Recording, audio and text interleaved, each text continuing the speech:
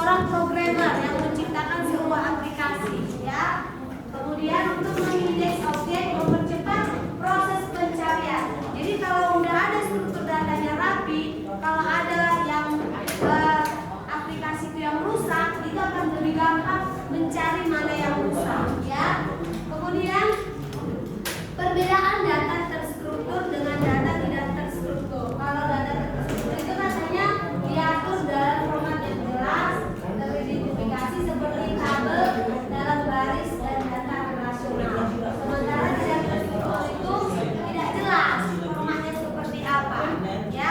Jadi kalau misalkan kalian lihat daftar nama kalian disajikan dalam bentuk tabel atau ditulis-tulis begitu, mana lebih gampang kalian lihat? Tabel, ya kan? Lebih gampang kita pahami dalam bentuk tabel. Jadi itulah tujuan struktur data itu, ya. Kemudian keuntungan dari struktur data itu mudah untuk dimasukkan, disimpan dan dianalisis, memudahkan pencarian dan analisis yang cepat, dan intelijensi bisnis yang efektif. Jadi sangat membantu di bidang bisnis. Kemudian kalau tidak terstruktur itu memang ada juga untungnya. Artinya semua data bisa masuk. Tapi kalau terstruktur itu tidak boleh asal sembarang data masuk. Ya, yang nggak penting nggak boleh dimasukkan. Jadi itu memang ada kelebihan masing-masing.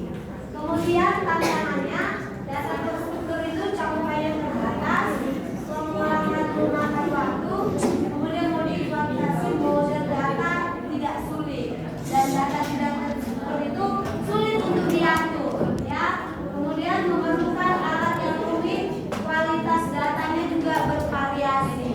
Oke, nah jenis struktur data. Jadi struktur data itu ada 4, ada stack, ada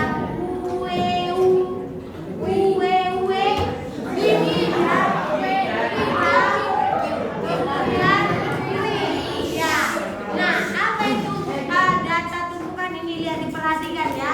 Nanti setelah ini saya akan kasih tugas kamu menentukan jenis struktur data apa aja ini, ya. Oke. Nah, kalau software kalian tumpukan, dia ada sistemnya LIFO, last in first out. Artinya dia yang terakhir masuk, dia yang pertama keluar, ya. Atau dia yang pertama masuk, dia yang belakangan keluar. Ya, first in, last out. Jadi kalau dia pertama masuk, dia akan belakangan keluar, ya. Nah, contohnya apa aja, Mel? Nah, lihat ini Anfora. Ya, contoh-contohnya ya. Kalau kita sedang menyuci piring, ya kan? Kita tumpukan kan? Nah, kemudian batu bata yang tukang-tukang itu kan ditumpukan dia kan? Mana duluan yang diambil? Yang terakhir masuk kan?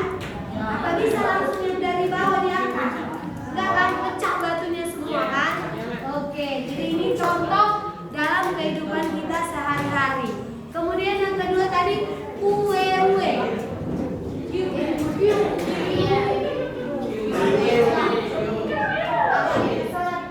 Apa ya bedanya?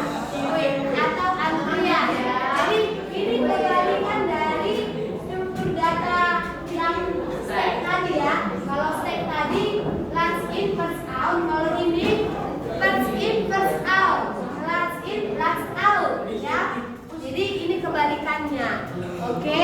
Nah, contohnya lihat ini. Lihat ini tumpukan datanya. Jadi angka 5, angka 9 di belakang. Kalau kita menambahkan data, dia harus di belakang masuk. Nggak boleh dari depan. Tapi kalau kita menghapus, dia harus dari depan. Nah, kira-kira ini kalau di komputer di mana ini penerapannya ini? Kira-kira waktu kau bermain komputer. Nah, misalkan kalau kita mengetik, kan kursornya, misalkan kursornya di sini. Kalau kita ketik titik, udah ada kan tulisan di sini kan? Kursornya di sini. Waktu kita ketik, kan dari belakang ditambah kan? Ya kan? Tapi kalau kita menghapus,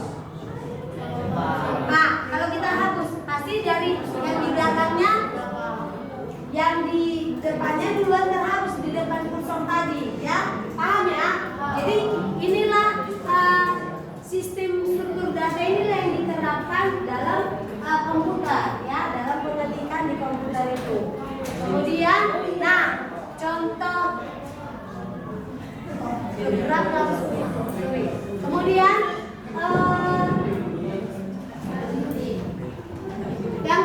yang selanjutnya adalah graf. Graf itu dia berupa vertex dan edge. Nah, itu bisa penerapannya seperti Google. Jadi kayak apa? Yang sekarang aplikasi pengiriman barang paket, ya, itu disajikan dalam bentuk graf. Kemudian yang keempat adalah struktur data tree, ya, yang pohon. Jadi ini seperti hierarki. Hierarki berarti kalau hierarki ada urutan dari atas ke bawah, ya, seperti silsilah keluarga. Oke. Nah, lanjut. Oke. Nah, di struktur data itu yang perlu kita pahami, ada istilah root, ada istilah edge, ada istilah child node, dan ada istilah left node. Nah, kalau child node itu anak dari si vertex tadi, ya, si node, ya. Kemudian daunnya kalau kayak pohon ada daun, dia namanya left node. Jadi yang penting di sini kalau dia tidak mempunyai anak lagi, berarti dia kategori left node. Tetapi kalau dia masih memiliki anak lagi, dia dikategorikan node. Tetapi kalau dia juga sumber dari yang sebelumnya, dia juga termasuk child node. Jadi child node itu bisa jadi node, bisa jadi child node, ya. Tetapi kalau left node, child node tidak bisa jadi left node, ya. Paham, ya? Oke. Baik, itulah materi singkat kita. Nah, sekarang mau lihat apakah kalian paham yang telah saya sampaikan tadi. Nah, ada yang bawa handphone? Tidak. Jadi kumpul, ya. Oke, baik. Sekarang kita coba nanti ketua kelasnya ambil HP, ya.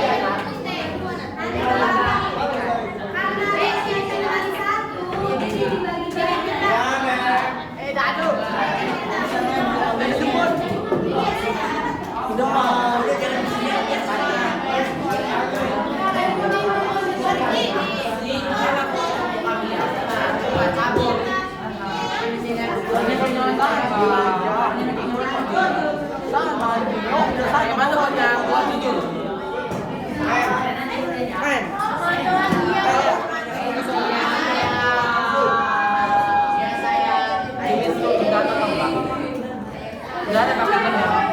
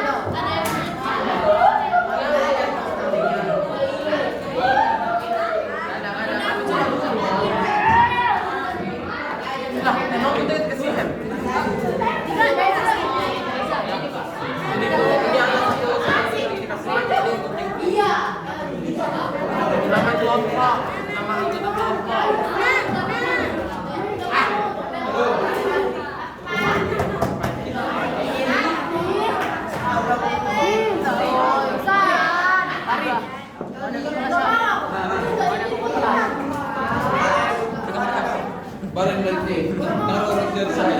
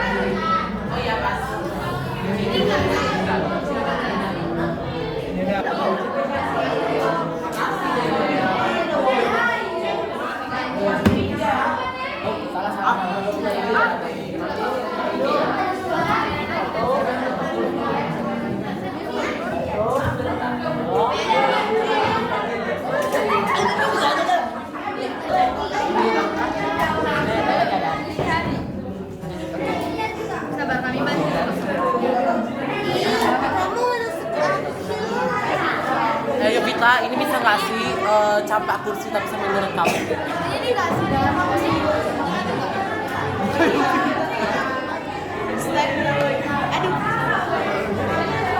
Ini artinya kita dibaca ya.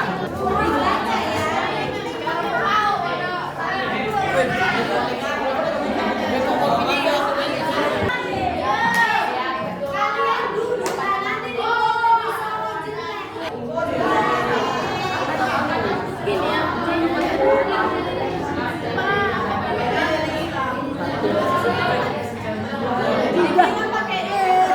Apa? Antar lagi teman-teman.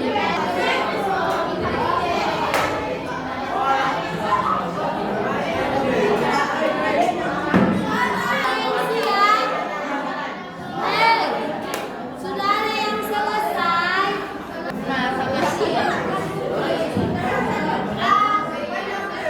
Tempelkan di papan tulis ya nanti. Ya, nah sekarang tentukan nanti kan tempel ke masing-masing kan. Nanti dengarkan 2 orang dari masing-masing tim keliling ke kelompok lain. Hasilnya menilai, mencek ya apakah sudah pas atau tidak. Kalian sepakati siapa yang mau jadi menilai ke kelompok lain. Jadi 2 orang dari masing-masing kelompok keliling ya. Dan sekarang silakan tempelkan dulu. Siap. Nanti kelompok satu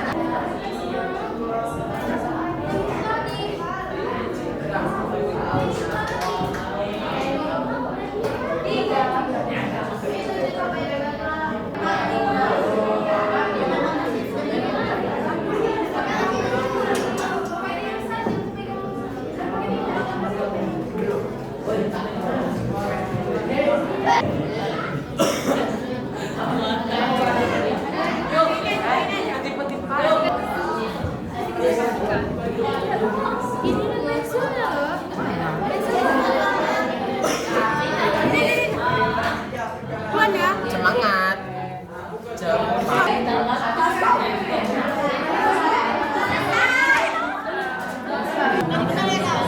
Nempel. Ada nempel dong tadinya.